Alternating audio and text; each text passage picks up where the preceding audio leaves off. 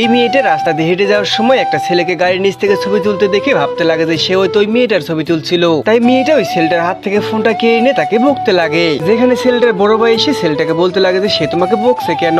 আর মেয়েটা ছেলেটার বড় ভাইকে কিছু বলতে যাবে তখন দেখে যে ছেলেটা আসলে তার গাড়িতে স্ক্র্যাচ পড়া ছবি তুলছিল। যেটা দেখে মেয়েটা লজ্জা পেয়ে সেখান থেকে দৌড়ে চলে যায় এবং সেখানে তার আইডি কার্ডটা পড়ে যায়। আর ছেলেটা তার আইডি কার্ডটা নিয়ে তাকে দিতে চলে যায়। যেখানে মেয়েটার অফিসে গেলে মেয়েটা তাকে দেখে লজ্জা পেয়ে যায়, কিন্তু ছেলেটা বলে যে আমি তোমার আইডি কার্ডটা দিতে এসেছি। যেটা বলতে সেখানে ওই কোম্পানির বাজে ম্যানেজার চলে আসে, যে সবার সাথে খুবই বাজে ব্যবহার করতো, এমনকি মেয়েটাকে সে একদমই সহ্য করতে পারতো না। তাই মেয়েটাকে ওই ছেলেটার সাথে কথা বলতে দেখে বলতে লাগে যে কালকের ভিতরে এই ফাইলটা রেডি করে দিতে হবে, না হলে তোমার চাকরি থাকবে না। আর সেটা প্রায় একদমই অসম্ভব ছিল। তাই ছেলেটা ওই মেয়েটাকে হেল্প করার জন্য তার কাছেই থেকে যায়। এমনকি কাজ করতে করতে যখন রাত হয়ে যায় তখন ওই ছেলেটা তার হাতে থেকে তাকে কাজে হেল্প করে যায়। যেটা দেখে ওই ছেলেটা বড় ভাই তাদের জন্য চা বানিয়ে নিয়ে আনে। যার পরের দিন মেয়েটা যখন তার ফাইলটা জমা দেয় তখন ফাইলটা রেডি করা দেখে বাজে ম্যানেজারটা তার সবগুলো পেজ নষ্ট করে ফেলে। বন্ধুরা, বাজে ম্যানেজার এর জন্য কি সাজা পেল দেখতে চাইলে সাবস্ক্রাইব করো।